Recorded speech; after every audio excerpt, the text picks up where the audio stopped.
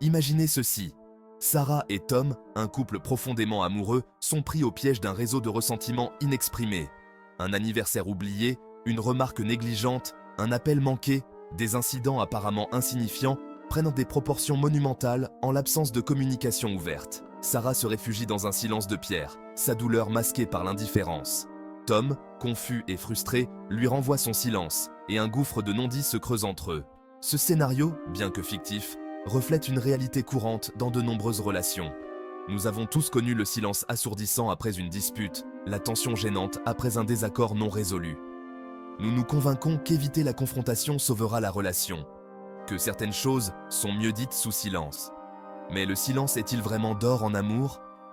La vérité est que les émotions inexprimées, comme des plantes non arrosées, finissent par se flétrir et mourir, emportant avec elles la vitalité d'une relation. Les mots non dits sont d'un poids immense. Ils persistent dans l'air, lourds et oppressants, créant une distance palpable entre les partenaires. Ce qui commence comme un simple malentendu peut se transformer en un conflit majeur, alimenté par le terreau fertile des suppositions et des interprétations. Sarah, convaincue que l'oubli de leur anniversaire par Tom est synonyme d'un manque d'intérêt, commence à douter de son amour. Tom, inconscient de la profondeur de sa blessure, se sent injustement accusé, alimentant davantage le cycle du silence et du ressentiment. Ce silence pèse non seulement sur la relation, mais aussi sur les individus concernés. L'incapacité à exprimer nos besoins et nos désirs peut conduire à des sentiments de frustration, d'inadéquation et de ressentiment. Nous pouvons commencer à douter de notre valeur et de notre capacité à aimer et à être aimés, ce qui conduit à l'anxiété, à l'insécurité et même à la dépression. De plus, lorsque nous supprimons constamment nos émotions, nous créons une déconnexion entre notre monde intérieur et notre expression extérieure. Cela peut conduire à un sentiment d'inauthenticité dans la relation, entravant la véritable intimité et la connexion. Les fondements mêmes d'une relation épanouissante reposent sur les piliers de la confiance, de la vulnérabilité et de la communication ouverte. Lorsque nous choisissons le silence plutôt que le dialogue, nous ébréchons ces piliers, mettant en péril la stabilité de notre maison émotionnelle. Le traitement silencieux occasionnel ou le fait d'éviter rarement une conversation difficile ne sont pas nécessairement synonymes d'échec pour une relation. Cependant, lorsque le silence devient le mode de communication par défaut, il crée un terrain fertile pour la négativité et le ressentiment. Les partenaires commencent à anticiper l'évitement des conflits, ce qui conduit à un état perpétuel de marche sur des œufs. Imaginez vivre dans une maison où vous craignez constamment de marcher sur des œufs, de peur que le moindre faux pas ne déclenche une mine émotionnelle. C'est la réalité des couples pris au piège du cycle des non-dits. La peur du conflit, bien qu'elle semble protéger la relation, ouvre ironiquement la voie à sa disparition.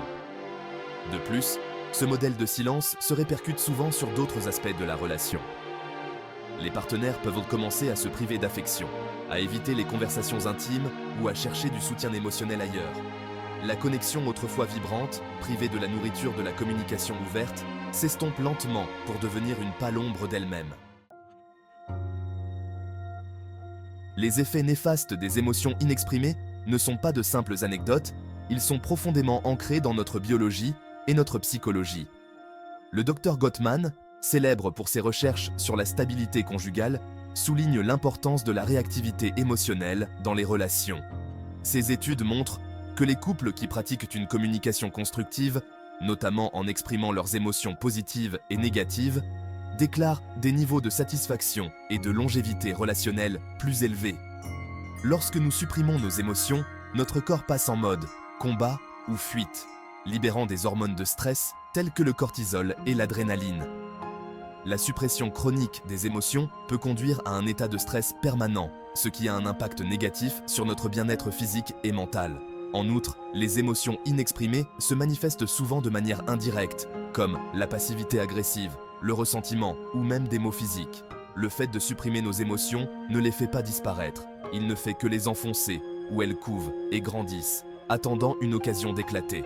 Cela peut conduire à des disputes explosives, à des explosions émotionnelles ou à une rupture totale de la communication. Souvent, la racine de notre réticence à communiquer ouvertement provient d'une peur profonde de la vulnérabilité.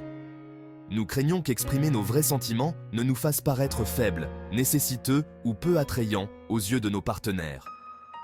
Nous construisons des murs autour de nos cœurs, convaincus qu'une armure émotionnelle nous protégera d'une éventuelle blessure ou d'un rejet.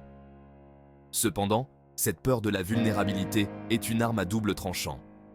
Bien qu'elle puisse nous protéger d'une douleur potentielle, elle nous empêche également de vivre la pleine mesure de l'intimité et de la connexion qui découle du fait de nous laisser voir et connaître véritablement par l'autre. La véritable intimité exige du courage, le courage d'être vulnérable, d'exprimer nos besoins et nos désirs, et de prendre le risque d'être blessé. Elle exige que nous nous débarrassions de notre armure émotionnelle et que nous allions vers nos partenaires avec un cœur et un esprit ouverts. Ce n'est qu'à cette condition que nous pourrons créer un espace où une communication honnête pourra s'épanouir. Alors, comment nous libérer des chaînes des non-dits et cultiver une culture de communication ouverte dans nos relations? Cela commence par une décision consciente de privilégier le dialogue au silence, de choisir la vulnérabilité plutôt que l'illusion de la sécurité émotionnelle.